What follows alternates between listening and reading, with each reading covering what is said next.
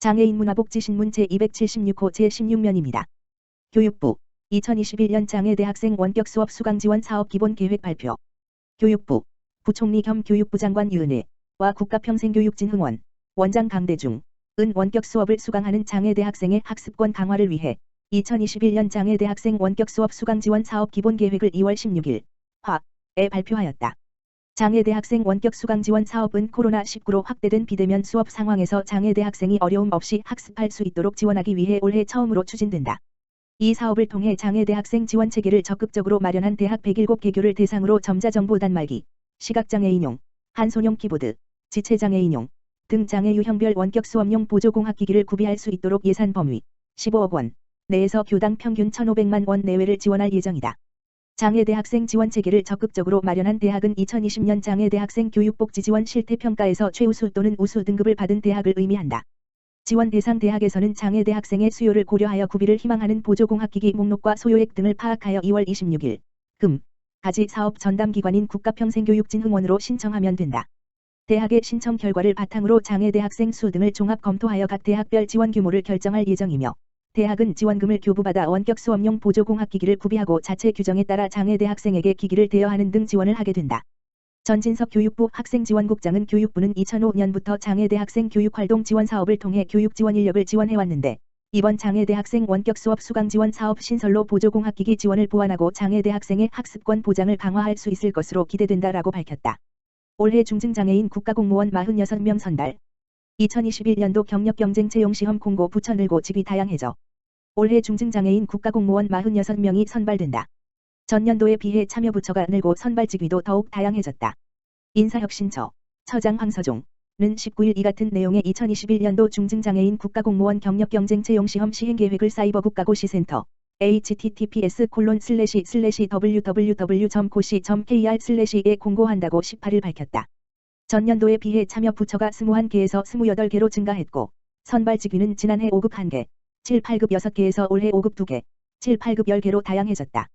구체적으로는 28개 중앙행정기관의 일반행정, 전산, 사서, 방송통신, 기상 등의 분야에서 5급 2명, 7급 5명, 8급 5명, 9급 32명, 연구사 1명, 전문경력관 나급 1명을 선발한다. 중증장애인 경채는 공직사회 차별 없는 균형 인사를 통해 사회적 가치를 실현하고 중증장애인의 공직 진출 기회를 확대하기 위해 정부에서 시행하고 있는 제도다. 2008년 18명 선발을 시작으로 매년 평균 25명의 중증장애인이 국가공무원으로 입직하고 있으며 지난해까지 총 323명이 선발됐다. 응시 자격은 선발 단위별로 정해진 경력과 학위, 자격증 등의 요건 중 1개 이상을 충족해야 한다. 장애인 고용 촉진 및 직업재활법에 따라 중증장애인에 해당하는 경우 시험에 응시할 수 있으며 장애 유형에 따른 제한은 없다. 시험에 필요한 수어 통역사, 음성 지원 컴퓨터, 관련 서식 확대 제공 등 장애 유형별 다양한 편의 지원도 받을 수 있다. 필기 시험은 없으며 서류 전형 5월, 면접 시험 6월 4, 5일을 거쳐 7월 23일 최종 합격자를 발표한다. 원서는 3월 19일부터 25일까지 온라인으로 접수해야 하며 선발 단위별 세부 응시 요건, 원서 접수 방법, 시험 일정, 편의 지원 신청 등 자세한 내용은 사이버국가고시센터를 통해 확인할 수 있다. 황서종 인사처장은 코로나19로 고용 환경이 위축된 상황에서 정부는 모범 고용주로서 중증장애인의 공직 진출 확대를 위해 지속적으로 노력하고 있다면서 선발 이후에도 장애인 공무원들이 안정적으로 근무할 수 있도록 관련 제도 등 근무 여건 개선에도 최선을 다할 것이라고 말했다.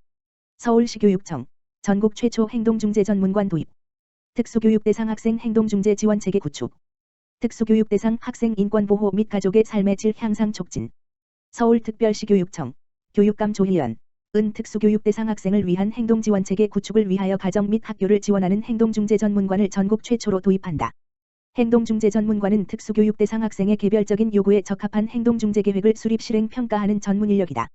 서울시 교육청은 2019년 5월부터 행동중재에 대한 요구가 높은 특수교육 대상 학생의 환경과 행동을 파악하여 이에 적절한 지원을 제공하는 행동중재 특별지원단을 운영하고 있다. 2021년 행동중재특별지원단에서는 행동중재 전문관을 본격 도입하여 학생이 학교 및 일상생활에 참여할 수 있도록 전문적으로 돕고자 한다. 행동중재 전문관의 지원 대상은 관내 특수학교, 급에 재학 중인 학생으로 학교 차원의 지속적인 행동 지원에도 불구하고 학업 수행 및 학교 생활에 어려움을 겪는 학생이다. 학년 초 신청을 통해 대상 학생을 선정하며 1년의 집중적 지원과 이후 요구에 따른 간헐적 지원을 제공한다. 행동중재특별지원단에서 도입하는 행동중재 전문관은 외부 전문가와 연계하여 학생의 행동 특성, 학교 및 가정의 요구를 토대로 개별 행동지원팀을 구성하고 행동지원계획을 수립 실행 평가하며 각 사례를 집중 관리한다. 개별 행동지원팀에 구성된 각 분야의 전문가들은 주 1회 가정 또는 학교를 방문한다. 학생의 행동에 대한 관찰을 토대로 학생의 학업 및 일상생활 참여를 높이기 위하여 일과와 환경 만들기, 적절한 의사소통 기술 익히기, 적절한 사회적 기술 익히기, 기다리기 참기 상황에서 감정의 조절과 이완 등 행동관리를 위한 적절한 대처 방법 협의 등에 필요한 컨설팅을 제공한다. 부모를 대상으로 자녀의 행동을 이해하고 양육과 관련된 기술을 익힐 수 있는 교육도 제공한다. 서울시 교육청은 전국 최초로 행동중재특별지원단을 운영하며 특수교육 대상 학생에게 행동지원 서비스를 제공하고 있다. 다양한 전문가, 특수교육, 행동분석, 감각통합, 정신의학, 심리상담, 부모교육 전문가 등들이 교사, 학부모와 팀을 이루어 초학문적 접근으로 협력한다. 또한 학생이 생활하고 있는 생활환경, 학교 및 가정으로 전문가가 직접 방문하여 지원함으로써 환경의 다양한 변인과 생활양식을 고려한 예방적 총체적 지원을 제공한다.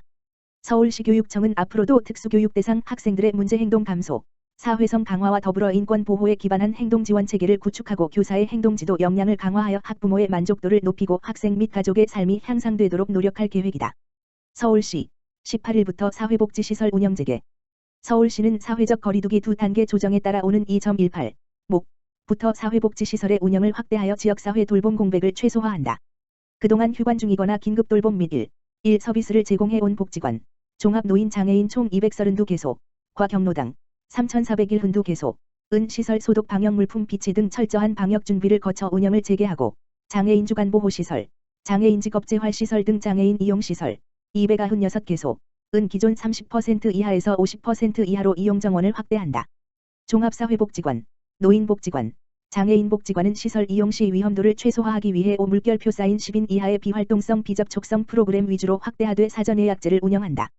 종합사회복지관 98개소과 노인복지관 83개소 은 문해 학습 정보화 관련 취미 교육 프로그램을 10인 이하 규모로 운영하며 이용자 수요를 고려하여 오전 오후반 또는 주 2회 등으로 운영 횟수를 조정할 계획이다. 그러나 댄스, 체조, 에어로빅 등 활동성 건강 프로그램은 운영이 금지된다. 장애인복지관 51개소 은 재가장애 아동 등의 이용자 수요에 따라 언어놀이 특수체육 등 5인 이하 재활 서비스 중심으로 운영을 확대한다. 또한 복지관 이용이 어려운 어르신 장애인 등을 위한 온라인 서비스와 장기간 거리두기 시행으로 심리적으로 힘든 지역사회 취약계층을 위한 정서지원 프로그램도 적극 제공한다.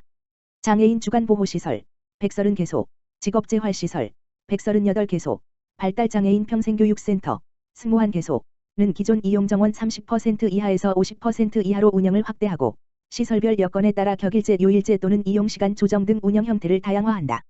장애인 체육시설 7개소 은 운동공간 6당 1명 거리두기를 실시하고 10인 이하 소규모 재활체육과 아동발달 특수체육 프로그램 등을 운영한다.